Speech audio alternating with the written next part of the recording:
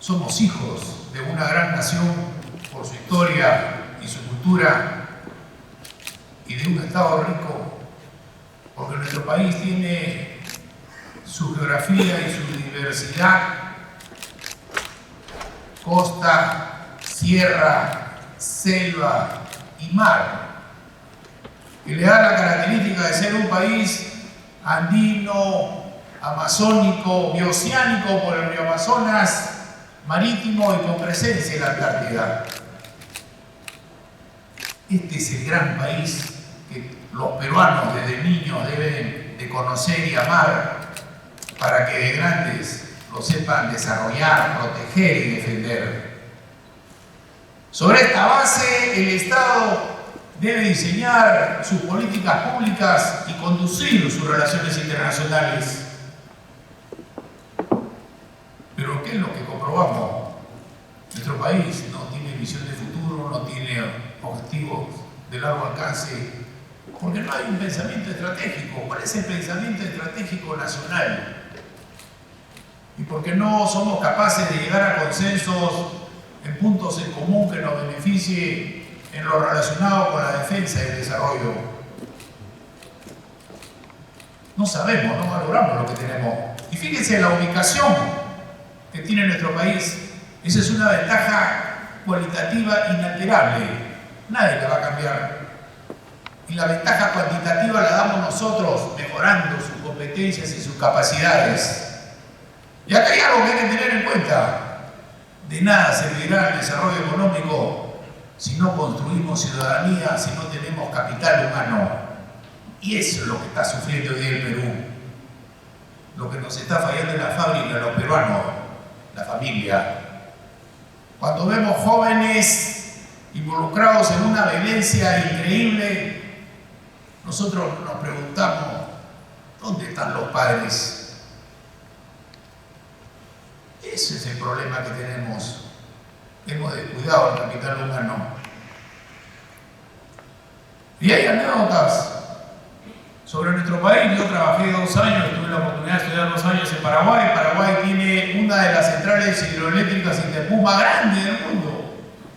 Yo le decía a los paraguayos, me imagino que ustedes pagarán algo simbólico y en verano prenderán todos los ventiladores y en el invierno se calentarán bien. Y ellos me dijeron que no. Y los paraguayos me dijeron que el Perú tiene más de 2000 kilómetros de un mar riquísimo.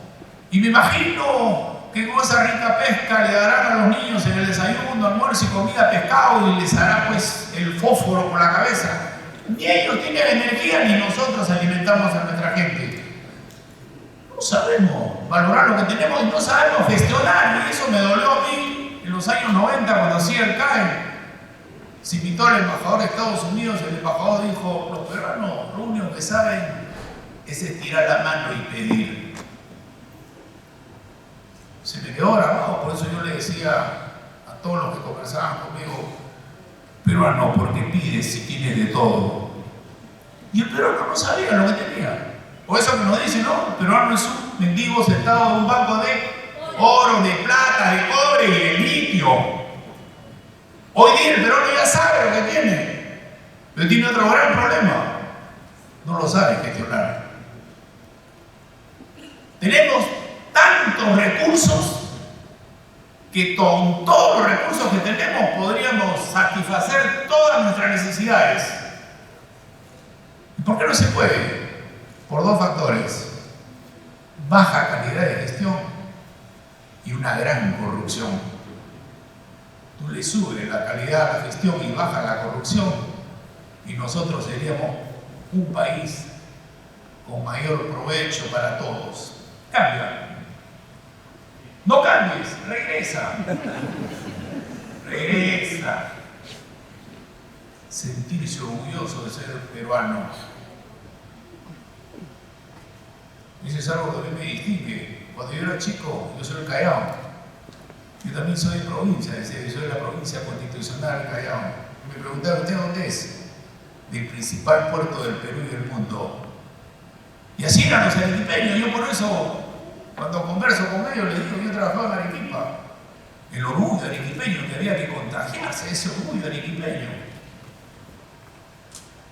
Si todas nuestras regiones ese orgullo que tienen por la región le sumaran y fuera el orgullo de ser peruano, otro país seríamos.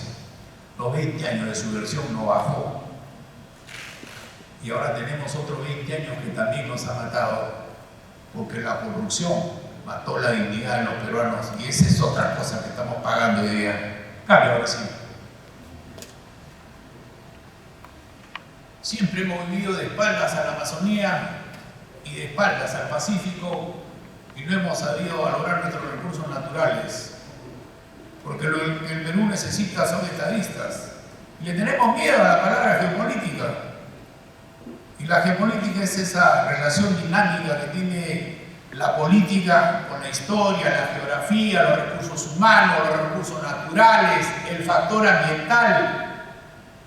Y esa recíproca relación que hay entre ellos hace que, bien analizada, tú puedas tomar decisiones en base a la realidad de cada región. Tenemos 25 regiones con una realidad diferente. 25 regiones que requieren una administración diferente. En el Perú estamos acostumbrados al cliché. Queremos aplicar un solo cliché de solución para las 25 regiones. Y ahí está el primer error. Y ese tiene relación con el primer gráfico. No conocemos nuestro país. Y si no conocemos nuestro país, ¿cómo lo quieres desarrollar y proteger? La política es el quehacer. Uno dice que es el arte de lo imposible, otro dice que es el arte de lo posible. No es el arte solo, es la ciencia y el arte, pues. Porque si un político tiene el arte, que es la habilidad, ¿en base a qué? Igual que la estrategia es ciencia y es arte. La ciencia y la doctrina, y el arte es la habilidad del estratega. Cambia. ¿Cuál es el interés superior que orienta los esfuerzos y le brinda continuidad y justificación a la acción política del Estado? Todas las políticas que hace el Estado, ¿hacia dónde se orientan y para qué? ¿Qué buscamos con todo lo que hacemos? ¿Qué buscamos con la educación, con la vivienda, con la salud? ¿Hacia dónde queremos y qué queremos lograr? Nunca nos hemos fijado. Fíjense cómo se nos ha ido el bicentenario. En el año 2000, que ahí está parte de la culpa de lo que estamos sufriendo, porque hay uno que le echan la culpa al virreinato, 200 años, otros le echan la culpa a otros. En el año 2000, los protagonistas de la transición no cumplieron con su tarea. En el año 2000 debimos preguntarnos ¿qué queremos para el bicentenario? Y en esos 20 años debemos establecer una línea base, cómo estábamos y qué queríamos llegar hoy. Y no lo hicimos. Y se nos ha pasado el bicentenario. Le echamos la culpa al COVID. El COVID nos ha hecho perder el tiempo. No sabemos, a veces yo me equivoco. Tengo que hacer un salto. Hace tiempo que no nos vemos. Y no es ahorita, sino hace 2 años que estuvimos parados por el COVID. Si no conocemos los intereses nacionales. ¿Y el interés nacional qué cosa es? Algo que nos involucra a todos. Y si nos involucra y beneficia a todos, tenemos que conocerlo. ¿Alguien nos ha dicho cuáles son los intereses nacionales? ¿Y por qué no lo dicen? Porque los que entran solamente a ver cómo matan el momento. Y por eso que vamos perdiendo los años, ¿no? Como decía el viejo Basadre, el Perú, país de las oportunidades perdidas. Un ambiente internacional de paz. Recién hace poco el Perú cerró todas sus fronteras terrestres y marítimas. Una convivencia pacífica, lo que hoy más necesitamos, una convivencia pacífica al interior del territorio. Y después, una sociedad decente y justa. Decente donde los ciudadanos no sean agredidos en su dignidad por sus instituciones. Y justa donde haya igualdad de posiciones para la igualdad de oportunidades. A nosotros solamente nos hablan de la segunda parte de la fórmula, igualdad de oportunidades, pero no nos dice la anterior, igualdad de posiciones, y el ejemplo es bien claro. Por la pandemia vimos nosotros la educación a distancia. 2 chicos estudian en el mismo colegio, ¿tienen igualdad de oportunidades? No, pues. Porque si uno va a su casa y tiene la herramienta, que es la computadora, la tablet, tiene internet y puede hacer la educación a distancia, es fenómeno. Y si el otro va a su casa y tiene que ayudar a su mamá, a su papá a trabajar y no tiene luz o no tiene la computadora, esa es la igualdad de posiciones. Eso es lo que hay que buscar. Cuando los de izquierda hablan de la justicia social, siguen hablando de los obreros y de los pobres, ya no es el concepto de la justicia social. ¿Dónde están las grandes diferencias hoy día? ¿Dónde está la discriminación? En las mujeres, en los jóvenes y en los migrantes. Esa es la justicia social, esa es la brecha que hay que cerrar. Cambia. Y acá justo voy a tocar lo que ha dicho Roque Benavides con respecto a la minería. Esto es lo que no estudiamos después del 28 de julio. Esta es la foto después de las elecciones. Y la tenemos que leer, porque esta es la realidad de ese resultado. En el Perú hemos estado viviendo en un país artificialmente desarrollado porque solamente medimos la pobreza en lo material. Es decir, peruano que gana más de $1 dejó de ser peruano. Y nos engañamos, pues. Porque la pobreza hay que medir de forma integral. Nos faltó medir la pobreza moral y la pobreza afectiva. Si tenemos chicos anémicos, desnutridos, o tenemos analfabetos, hoy día los viejos, analfabetos digitales, o tenemos corrupción, hay pobreza moral. Y la pobreza afectiva es cuando los chicos no tienen afecto en su familia.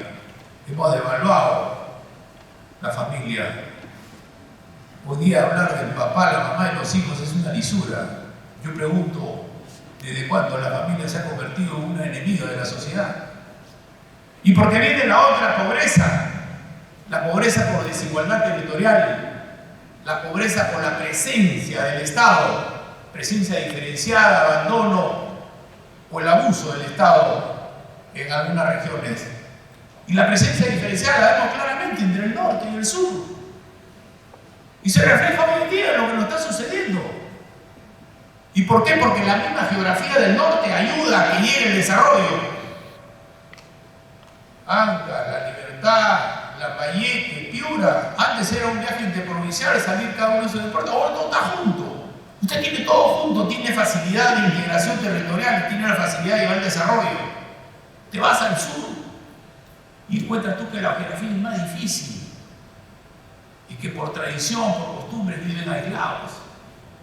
Y es por eso que no llevamos el desarrollo, porque el desarrollo no se ve tanto como en el norte. Y ahí es donde abandonamos.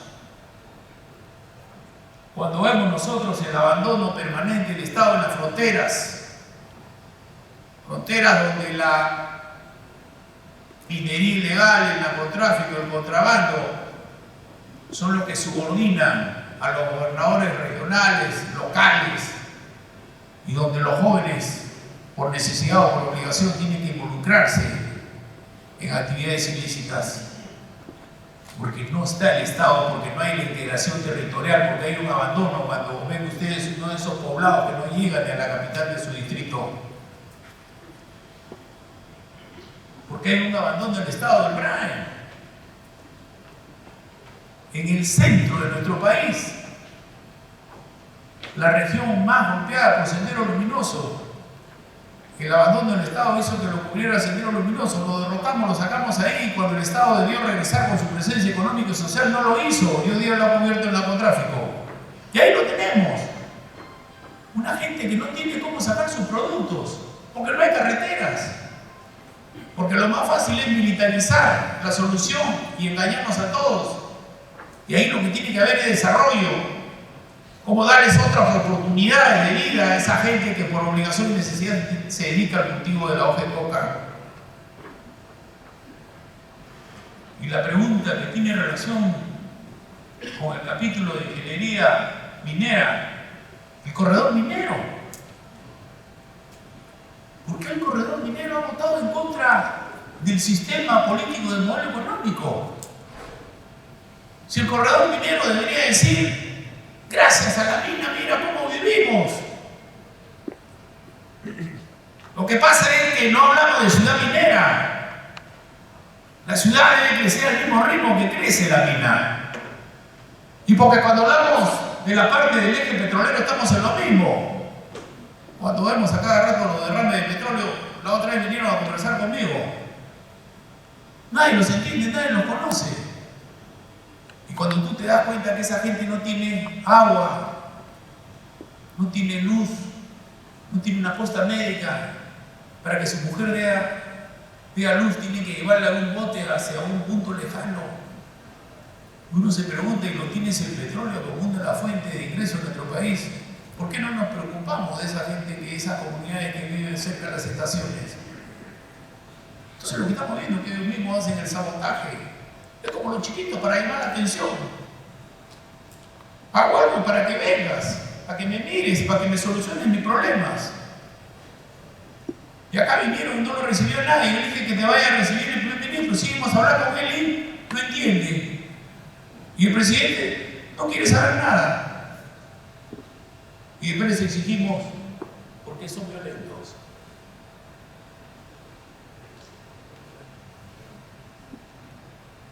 Cambio.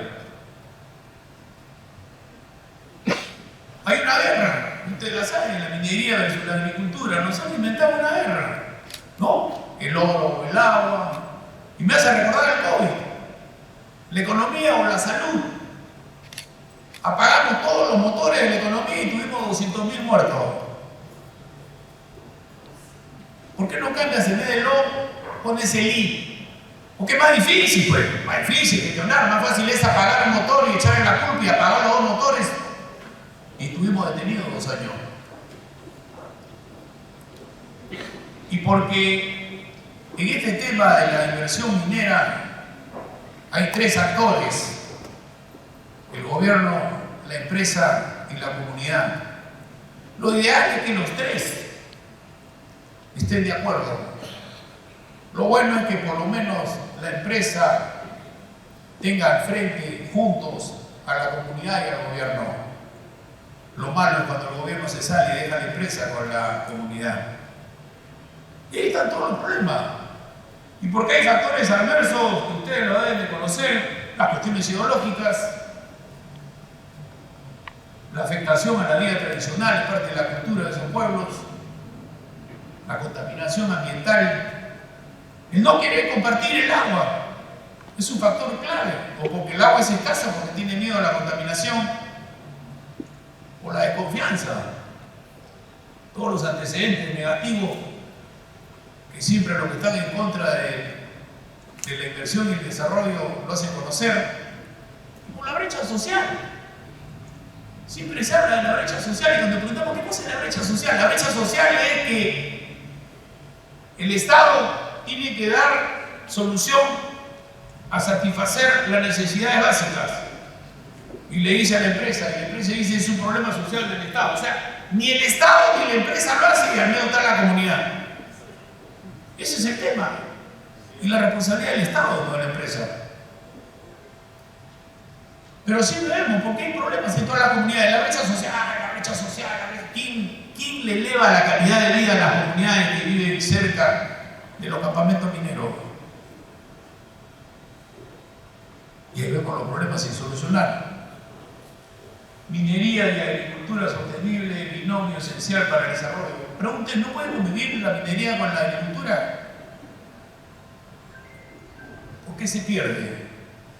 Porque no gana pues en la comunicación. A veces decimos la comunicación, le echamos la comunicación, pues qué fácil, venden a ellos que la minería es la que perjudica. ¿Y por qué hay que eliminar también la estrategia de imposición? Cambia. La cultura es algo importante. Tenemos que conocer nuestro país, tenemos que conocer que las áreas donde se invierte en minería tiene una realidad. Tiene costumbres, tradiciones que hay que conocer y respetar, porque esas costumbres y tradiciones pueden favorecer como puede ser una barrera para la inversión. Y hay que abandonar la estrategia de imposición. No hay que buscar la licencia de construcción. sino construir confianza. Y no hay que llegar a la negociación se llega cuando ya fracasaste. Y la negociación es el arte de buscar que lograr objetivos comunes o darle solución a un problema. Todos los gobiernos tienen problemas socioambientales, todos los gobiernos. Tía María es un gran ejemplo. La pregunta es, ¿dónde está ese libro de experiencias? ¿Dónde están esos ejemplos? ¿Por qué se repite todos los años? ¿Alguien tiene libro de experiencias? Entonces por ahí se creó un viceministerio de asuntos territoriales, pero no es para eso. Porque la minería, al igual que otras actividades, es un problema multidimensional. No es el ministro de Energía y Minas. Lo tiene que encabezar el primer ministro porque hay varios ministerios que tienen que darle solución. ¿Qué? Vivienda, salud, educación, transporte. Todos tienen que estar en la solución integral. Y porque hay que seguir este proceso. Reunir, informar, escuchar, acordar y cumplir con lo acordado y hacer un seguimiento.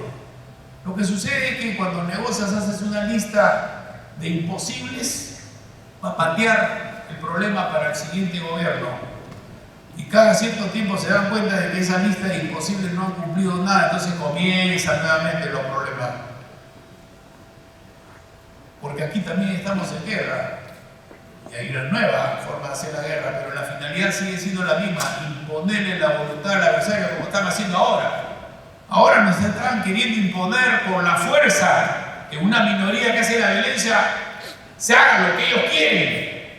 Y la minoría es igual, te imponen por la violencia y el Estado retrocede y firma la lista. Hoy día estamos así. Por la violencia quieren que Dina renuncie, que cierren el Congreso, elecciones mañana mismo, que se vaya todo. Por la violencia. ¿Qué hacemos? Le hacemos caso y todos felices. Cambia. Ustedes en algún momento se han puesto a pensar por qué no se firmó el acuerdo de Escazú.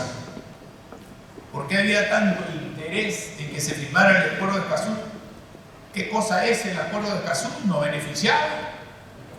El acuerdo de Escazú es un acuerdo regional de derechos humanos para asuntos ambientales.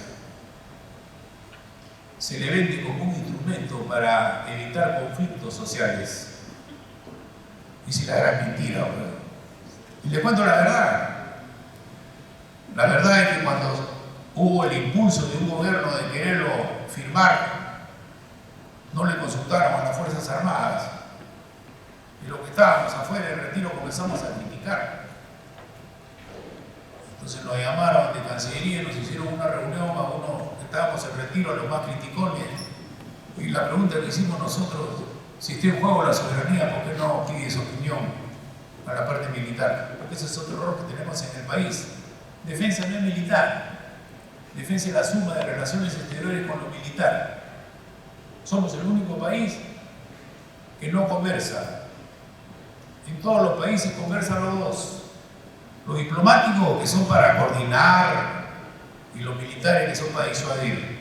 Cuando nos escucharon y se dieron cuenta que era necesidad de soberanía que opine el Comando Conjunto opinó A, y el ministro de Defensa, cuando fue a la Comisión de Relaciones Exteriores, dijo B. Vamos, la lealtad con el país antes que la lealtad con el cargo. Bien difícil a veces, ¿no? Entonces, ¿qué sucede? Que si nosotros hubiéramos ratificado, acordado el acuerdo de Escazú, ya no tendríamos tres actores, gobierno, empresa y comunidad, sino tendríamos un cuarto actor público. O sea, ese que siempre se opone a la minería y es el que comienza a hablar de la contaminación y es el que comienza a hacer problemas, ya no tendría necesidad de hacer mucho gasto porque sería un cuarto actor que se sienta. Entonces, cuando ese actor no le gusta, hace una denuncia en la justicia local. Y cuando sabe que la justicia local va a dar un fallo contrario, se va a la justicia internacional como está previsto. Y cuando dice, unos hombres altos de porte militar me están siguiendo y me están amenazando porque yo quiero defender el medio ambiente, se frustra la inversión. Y si a eso le sumas tú que los presidentes de los frentes de defensa son emergentistas arrepentidos, aquellos que nunca pasaron por una fiscalía y son los que se oponen al desarrollo, y ahí lo tienes. Entonces hay que tener en cuenta que el Perú lo tenemos que mirar con los dos ojos, como el desarrollo y la defensa. Y cuando esté en juego la soberanía, todos tenemos que defenderla. Con la globalización se señala de que ya las fronteras se han derribado, que la soberanía ya es flexible. Dos ejemplos. Estados Unidos y Europa. Con el COVID, todos los países levantaron sus fronteras, cada uno se defiende con lo que tiene y con lo que puede. Y con las migraciones, todos los países han levantado sus fronteras y nadie viene. No nos vayamos a Europa, vayámonos al Perú. Pregunto yo, ¿quién le dijo al presidente de turno que íbamos a tener no 50, 500, 1000, sino 1 millón de migrantes en un año? Y Ecuador lo recibía en una caravana, lo recibía en la frontera con Colombia y Urdiales, lo traía a Cahuaquillas y se lo regalaba al Perú. Chile cerró sus fronteras, Colombia no podía más, cerró sus fronteras, Brasil cerró sus fronteras y el Perú se convirtió en un país acogido que con la Junta nosotros podemos darle los servicios básicos a los nuestros y nos ganamos 1 millón. Entonces que me digas de que hay pues una reunión de países que buscan la solución conjunta de los problemas sociales, cuando hay problemas los intereses de los estados priman, cada uno levanta su frontera, cierra y se acabó. Así fue con el COVID, así fue con la migración. Hay que sacar experiencia. Los intereses del Estado siempre están primero. El viejo Basares también decía, no hay que cerrar los ojos, porque cuando cierras los ojos después te das cuenta de que tú solo te estás perjudicando, hay que mirar siempre. Entonces vemos nosotros que este acuerdo busca que todos tengan acceso a la información, a la participación pública y acceso a la justicia y a los asuntos ambientales. Pero nosotros tenemos nuestra Constitución. Nosotros somos soberanos de emplear nuestros recursos naturales y está en la Constitución, no es que no la tengamos, tenemos un Ministerio del Ambiente. ¿Por qué vamos a supeditar nuestra soberanía en el empleo de los recursos naturales a un organismo internacional? Entonces la no firma del acuerdo de Escazú no es que estemos en contra pues, del desarrollo ni de la integración. Estamos a favor de la soberanía y de que podamos nosotros con toda libertad emplear nuestros recursos en beneficio propio. Cambia. Otra cosa que no vemos.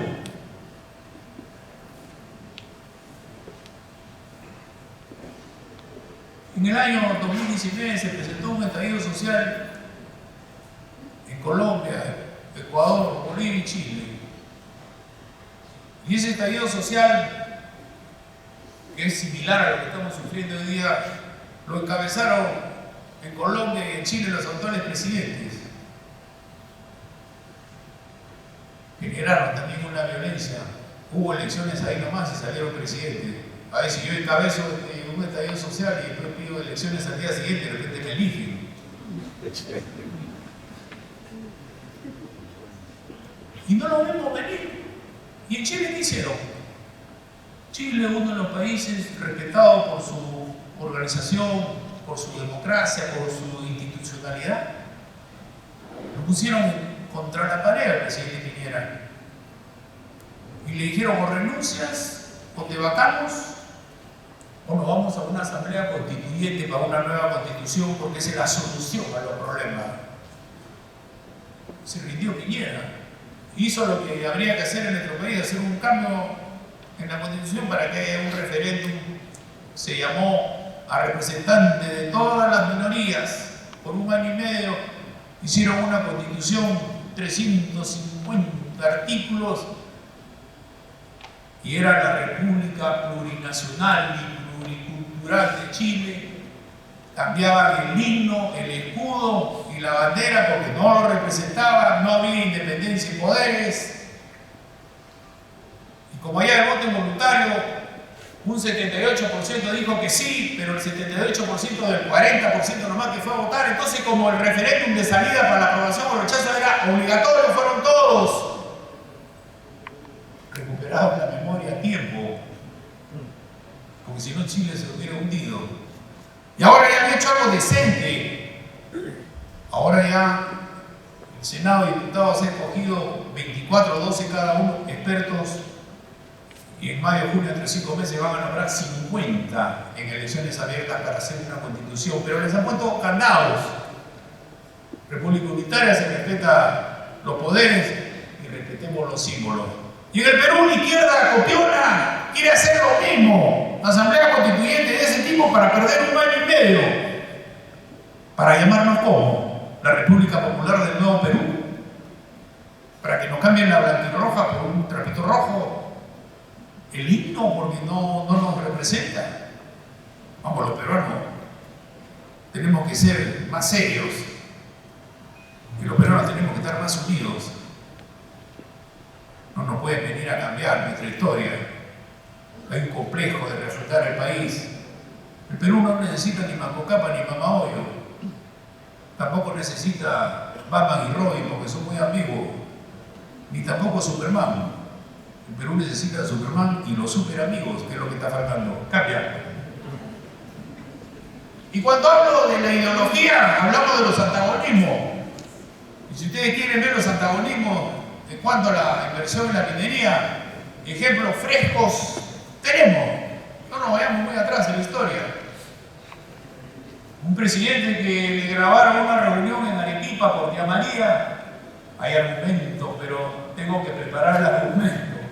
Y después suspensión express en 48 horas el Consejo de Minería. Me imagino que no habrá sido integrado por ingenieros mineros, porque sería uno de leales y ya lo deben haber sacado del colegio. La respuesta decidió suspender Tía María en base a este informe en 48 horas. Me imagino que han sido unos traidores a la profesión. ¿Quiénes eran? Porque cuando uno tiene pues sus valores éticos, agarra ese yo renuncio, no firme. No, me imagino que los ingenieros que me estaban escuchando están igual.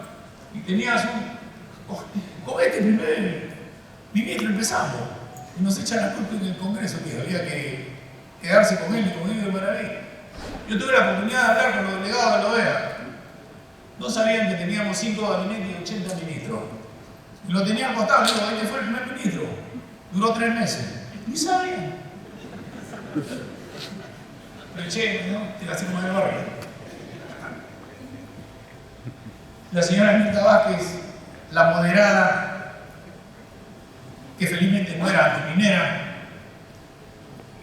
Ahí están sus expresiones, que la vimos todos. Y que ahora es catedrática de una importante universidad privada que enseña métodos de solución de conflictos. Qué rica manera de perder la plata a los chicos, como muchachos. Cambia. La minería ilegal. La minería legal ha dejado de ser un problema social y se ha convertido en un problema de criminalidad, de crimen organizado. Vean ustedes lo que ha sucedido en Puerto Maldonado el día de ayer. El día de ayer en Puerto Maldonado un grupo de vándalos tomó el puente y la gente que quiere trabajar lo sacó del puente. Y vinieron a lo de La Pampa. Y dijeron, acá viene lo de La Pampa. Y vinieron en camionadas. Y le quemaron la casa al pobrecito Zaguara, mi compañero. Y dicen violencia. Dice la minería ilegal. Pero hay formas de combatirla. Hay estrategias pacíficas para solucionar el problema. Pero fíjense. O sea que no es que se ocultan. No es que están en el ámbito informal, no es que se quiere formalizar. Ya se han descubierto, porque hacer ese tipo de violencia ya no es un problema social que necesitan trabajar y que se ganan la vida. Cambio. Desarrollo sostenible. Satisfacer las necesidades del presente sin comprometer la capacidad de las generaciones futuras es algo que hay que tener en cuenta, especialmente los que invierten en minería. Los recursos naturales tienen que tener ese equilibrio entre la protección ambiental, el desarrollo social, el progreso económico y todo en función de elevar la calidad de vida. Acá está la fórmula. Cambia. Es algo que no hemos sabido vender. Yo también soy ingeniero minero en este momento. Los recursos son de todos y los beneficios son para todos. No No es que los recursos del cobre son de una región, o del oro de la otra, el mar es del otro. De todos, no hemos sabido vender. La minería tiene éxito y todos nos beneficiamos. La minería contamina y nos contaminamos todos. La minería fracasa y fracasamos todos. No hemos vendido eso. Los recursos son de todos. Y los beneficios tienen para ser para todos. Bueno, las comunidades de interés, las comunidades que tienen la cercanía, la influencia. Pero no hemos sabido vender. Y después nos hemos preocupado solamente del desarrollo económico. Y no nos hemos preocupado del desarrollo social, que viene a ser el capital humano, la persona. Porque las ciudades, así como deben crecer, la ciudad minera, ciudad petrolera, ciudad puerto, debe crecer la persona. Y hay algo que hay que ver, que es la educación. Yo conversaba con otro y le decía, si en cada región de nuestro país hubiera un instituto tecnológico basado en la riqueza que tiene esa región, que esos chicos se capacitarían ahí y serían contratados, porque cuando tú le exiges a la empresa que contrate gente en la zona, lo único que sabe es cargar ladrillo, mano de obra común, pero no hay mano de obra calificada y los ingenieros todos lo traen de otro sitio. Y hay que ver, porque aprendí mucho hace unos meses, cuando vinieron a visitarme los alcaldes escolares de Guaitará, de Huancavelica, 8 niños y 2 nenas de quinto y secundaria. Yo le pregunté, ¿cómo le fue esos 2 años de educación a distancia? Sin internet. Hacen deporte. No tienen pelota, no tienen cancha. ¿Cuántas veces les han tomado un control médico completo? Nunca. ¿Qué profesión quieren seguir? Todos sabían. ¿Saben cuál es el problema? El dónde.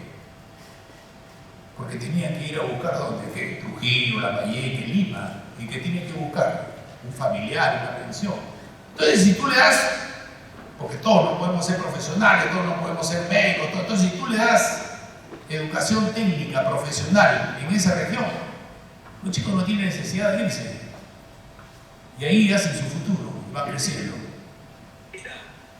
Entonces, cuando hablamos de desarrollo, hay que hablar de desarrollo económico y social sostenible y sostenido. Sostenible tiene relación con lo que vimos nosotros, es el empleo adecuado de los recursos naturales. Sostenido tiene que basarse en la competitividad y algo que es fundamental, en la institucionalidad. Tenemos que ser un país seguro, un país que tenga pues proyección, predicción. Si no hay una estabilidad política, una seguridad jurídica, ¿cómo podemos nosotros ser un país estable donde todos puedan venir a invertir sin problemas? Y los recursos humanos cambian. El general Mercado decía hace muchos años que el Perú era un estado latente de subversión. Años 60, 70. Hoy el Perú es un estado latente de vulnerabilidad. La estamos viviendo, la generación del COVID y la violencia que estamos sufriendo hoy día. Nos toma desprevenidos, nos toma desorganizados, nos toma sin prevención, nos toma sin estrategia. El Perú vive del azar, de la buena suerte, y Dios es peruano. Lo que pasa es que tenemos de todo. Tenemos de todo, pero nosotros somos un país que tiene de todo. O sea, no nos afecta, porque tenemos de todo. Pues si no tiene fruta un lado, aparece otro lado. Si no en la carne, todo tenemos. Y también vivimos de los esfuerzos aislados y de los buenos ejemplos de algunos. Los empresarios, los que comienzan de abajo, los que se sacrifican. Son algunos los que generan trabajo, los que tienen empleo, los que tienen la familia, que va creciendo la familia, le va pasando a los otros. De eso vive el Perú. El Perú no vive de objetivos, de pensamiento estratégico, de sistema, de planeamiento estratégico. No vive el Perú. El Perú no tiene sistema. Yo no soy partidario realmente del ministerio. No sé qué diga el viceministro, no va a dejar sin trabajo, no creo. Todos los problemas hoy en día son multidimensionales y los ministerios siguen siendo sectoriales. Y lo vemos nosotros en los programas sociales. Uno compra la pastilla, el otro da la receta y el otro la distribuye. Y cuando tú dices por qué no funciona, nadie tiene la culpa. La construcción del futuro se hace en tiempo presente. Este no es un problema de mañana, este es un problema de hoy. Cambia. termino diciendo, el gobierno se ha copiado, le voy a pasar la voz al viceministro, el gobierno le ha puesto, este año se llama el año de la unidad, la paz y el desarrollo. Unidad y paz es lo que necesita nuestro Perú hoy, mañana y siempre. De nada nos va a servir tener tanta riqueza si no tenemos unidad y no tenemos paz. Por ahí tenemos que empezar por construir ciudadanía. Empecemos nosotros con nuestras casas, con nuestros hijos, con nuestros nietos. Empecemos por ahí. Hay algunos que dicen eso, pero demora, no demora. Con eso vamos a asegurar el futuro de nuestro país, con el capital humano. Recuperemos ese orgullo de ser peruanos, recuperemos la vida en familia. Lo que el COVID anhelamos, ¿no? ¿Qué esperamos con el COVID?